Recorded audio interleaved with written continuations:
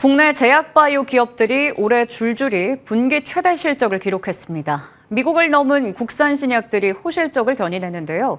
하반기 미국 관세 리스크가 있지만 국산 신약들에게 미치는 영향은 제한적일 거란 전망이 나옵니다. 증권부 서진 기자와 자세한 이야기 나눠보겠습니다. 안녕하십니까? 네, 앞서 말씀드린 대로 올해 2분기에 제약 바이오 기업들의 최대 실적 소식이 전해졌습니다. 어떤 기업들이 호실적을 달성했나요? 네, 전통 제약사인 유한양행과 GC 녹십자, 또 SK 바이오팜이 분기 최대 실적을 기록했습니다. 유한양행은 올해 2분기 매출과 영업이익이 전년 동기 대비 각각 8%, 190% 증가했습니다. 매출과 영업이익 모두 역대 2분기 중 최고 실적이며 상반기 매출은 처음으로 1조 원을 넘어섰습니다. 녹십자는 올해 2분기 역대 처음으로 분기 기준 매출 5천억 원을 달성했습니다. 회사의 2분기 매출액은 5,003억 원으로 전년 동기 대비 20% 증가했고 같은 기간 영업이익은 274억 원으로 55% 성장했습니다. SK 바이오팜도 2분기 최대 실적을 기록했습니다. 전년 동기 대비 매출은 32%, 영업이익은 138% 늘면서 시장 예상치를 크게 웃돌았습니다. 네, 그렇다면 이렇게 국내 제약바이오 기업들이 호실적을 달성할 수 있었던 배경은 무엇입니까? 네, 미국 식품의약국 승인을 받은 의약품들이 호실적을 견인했습니다. 비소세포 폐암 치료제 렉나자는 유한양행이 2018년 글로벌 제약사 얀센에 기술 수출한 약물인데요. 작년 7월 렉나자는 존슨앤존슨의 리브리반트와 병용에 사용하는 치료제로 FDA 문턱을 넘었습니다. 올해 2분기 렉나자의 글로벌 기술료 마일스톤이 본격 반영됐습니다. 일본 상업화와 글로벌 판매에 따른 로열티 수익이 반영됐고 향후 선호 의약품 등재가 되면 실적에 긍정적인 영향을 미칠 것으로 보입니다. 관련해 애널리스트 이야기 들어보겠습니다.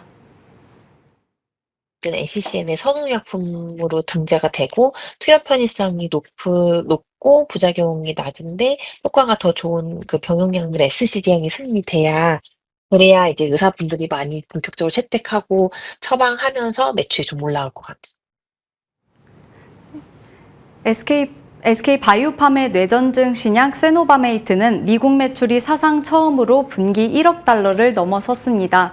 하나로 약 1,500억 원을 돌파한 것인데요. 세노바메이트는 지난 2020년 미국에 출시된 뇌전증 신약으로 첫 분기에 21억 원 매출을 기록한 후 20분기 연속 증가세를 보이고 있습니다. 녹십자 혈액제제 알리글로의 미국 시장 판매 실적도 올해 본격 반영됐습니다. 지난 2023년 12월 FDA 승인을 받은 알리글로는 미국 상륙 1년 만인 지난 7월 누적 매출이 1,000억 원을 달성했습니다. 네, 이렇게 말씀 들어보니까 특히나 새로운 치료 방법으로 인정받는 신약이 글로벌에서도 두각을 나타내고 있는데요. 우리 업계에 미치는 영향은 어떤 겁니까? 네, 제약바이오는 제네릭, 바이오시밀러 등 복제약으로 커온 산업인 만큼 자체 신약들이 글로벌에서 존재감을 드러내는 건 의미가 큽니다. 2005년부터 FDA 문턱을 넘은 33개 국산 의약품 중 신약으로 인정받은 약은 11개에 불과한데요. 자체 신약들의 성과가 국내 기업들의 연구개발 촉진에도 긍정적인 영향을 미칠 것으로 보입니다.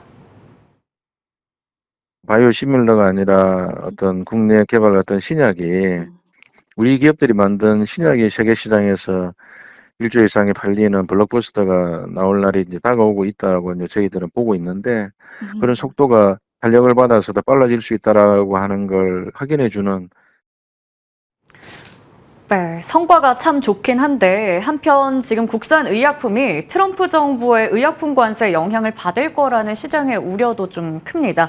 회사에서는 좀 어떻게 대응하고 있습니까? 네, 일단 유한양행에 물어본 결과 유한양행 측은 렉나자는 얀센의 미국 내 모든 생산과 허가, 판매를 담당하기 때문에 관세의 영향이 없을 것이라고 전망했습니다.